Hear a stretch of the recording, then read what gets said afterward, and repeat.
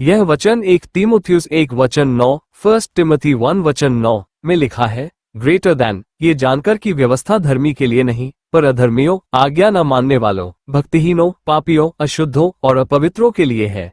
1 तीमुथियुस 1:9 Hindi Bible open book. अर्थ, परमेश्वर की व्यवस्था, लॉ या नियम धर्मी के लिए नहीं बनाए गए हैं, क्योंकि धर्मी व्यक्ति पहले से ही परमेश्वर की इच्छा के अनुसार चलता है, बल्कि यह व्यवस्था उन लोगों के लिए है जो पाप में चलते हैं, जो परमेश्वर की आज्ञा को नहीं मानते, ताकि उन्हें ये दिखाया जा सके कि वे गलत रास्ते पर हैं और उन्हें पश्चाताप की आवश्यकता है।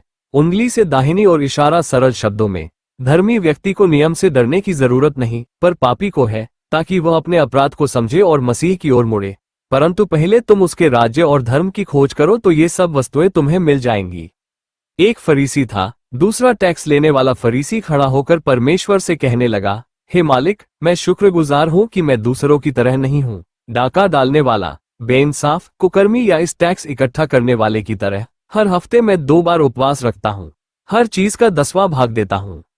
टैक्स इकट्ठा करने वाले ने आसमान की ओर नजर उठाने की हिम्मत भी नहीं की और छाती पीटते हुए कहा, हे परमेश्वर, मुझ दुष्ट पर रहम दया कर। क्या तुम्हें यह मालूम है कि ये दूसरा इंसान बेगुनाह ठहराया गया, इसलिए कि हर इंसान जो अपने आप को बड़ा बनाएगा वो नीचा किया जाएगा, और जो अपने आप को छोटा बनाएगा ऊपर उठाया जाएगा।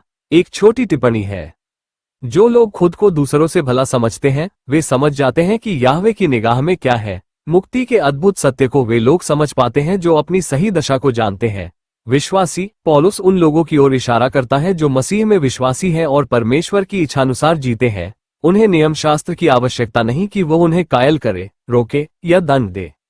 जैसा परमेश्वर चाहते हैं वे भी चाहते हैं कि नियम शास्त्र की धार्मिकता उनमें पूरी हो। रोमी अध्याय 8:4। दुष्ट व्यक्ति की बात अलग है।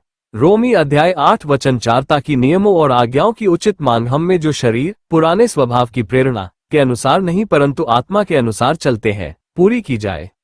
मत्ती 6:33 हिंदी बाइबल ओपन बुक। अर्थ, यीशु यहाँ ये सिखा रहे हैं कि हमें पहले परमेश्वर के राज्य किंगडम ऑफ गॉड और उसकी धार्मिकता राइचसनेस की खोज करनी चाहिए। मतलब हमारी प्राथमिकता परमेश्वर, उसकी इच्छा और उसकी आज्ञा होनी चाहिए।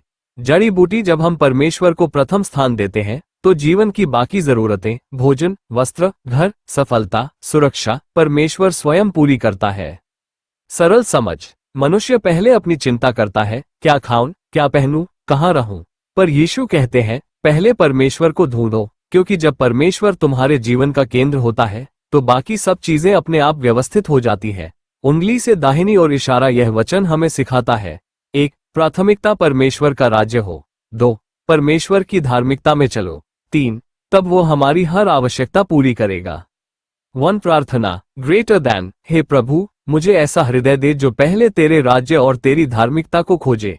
मेरी चिंताएं तू संभाल ले और मुझे तेरी इच्छा में चलना सिखा। फोल्डेड हैंड्स, नियम भले हैं। रोमी 7:12। ये लोगों के लाभ के लिए परमेश्वर द्वारा दी गई है। यहाँ नियम का अर्थ है वह रीति, नियम या विधियां जो मूसा द्वारा दिए गए हैं। निर्ग अध्याय 2। वे भले हैं किंतु उद्धार का मार्ग नहीं है, नहीं वे पवित्र जीवन के लिए बल प्रदान करते हैं। लोगों के मुंह बंद करने के लिए परमेश्वर इसका उपयोग करते हैं। रोमी 3:19-20। उन्हें यह महसूस कराने के लिए कि उन्हें यीशु की माफ करने वाले के रूप में जरूरत है। गल 3:24-25। रोमी अध्याय 3:19-20। अब हम ये जानते हैं कि जो कुछ नियम शास्त्र कहता है वो उन्हीं से कहता है जो उसको मानने वाले हैं, ताकि हर एक मुंह को बंद किया जा सके और सारी दुनिया परमेश्वर के सामने जिम्मेदार ठहरे। 20 इसलिए सिर्फ नियम शास्त्र के पालन करने से कोई व्यक्ति परमेश्वर की निगाह में धर्मी सिद्ध ठहराया नहीं जाएगा, क्योंकि नियम शास्त्र ही के द्वारा मालूम पड़ता है क्या बुरा है और क्या नहीं। नियम शास्त्र, इसका अर्थ है बाइबल का प्रथम भाग जिसे सीनै पर्वत पर याहवे ने मूसा को दिया था। इसको मानने वाले यहूदी थे। पौलुस का जो लक्ष्य था वह से दिख जाता है। उसने यह बात सामने रखी थी कि दुनिया में प्रत्येक व्यक्ति परमेश्वर के सामने अपराधी है, उसे मसीह के संदेश की आवश्यकता है। सृष्टि, मनुष्य का इतिहास, मनुष्य की वर्तमान अवस्था, विवेक और प्रथम भाग में प्रकट किए गए सत्य इस बात की घोषणा करते हैं कि इस पृथ्वी पर सभी अधर्मी हैं, सभी दोषी हैं, वे अपने अपराधों के लिए जिम्मेदार हैं, वे स्वर्ग के मालिक द्वारा दंड के लायक हैं। परमेश्वर के सामने किसी को बहाना नहीं बनाना चाहिए और न ही अपने को दूसरों से बेहतर समझना चाहिए। वे आशीषित लोग हैं जो अपने मुंह बंद करके बिना कुछ छिपाए अपनी हालत को मान लेते हैं। ऐसे लोग ही मुक्ति के पास होते हैं। ऐसे लोगों के लिए परमेश्वर पिता के पास कुछ अच्छी बातें हैं। यहाँ रखे सत्य के विषय लूका 18:9-14। कई दृष्टांत यीशु ने उन लोगों को बताए जो अपने आप को बहुत मजहबी समझते थे और दूसरे लोगों को नीचा या कम समझा करते थे।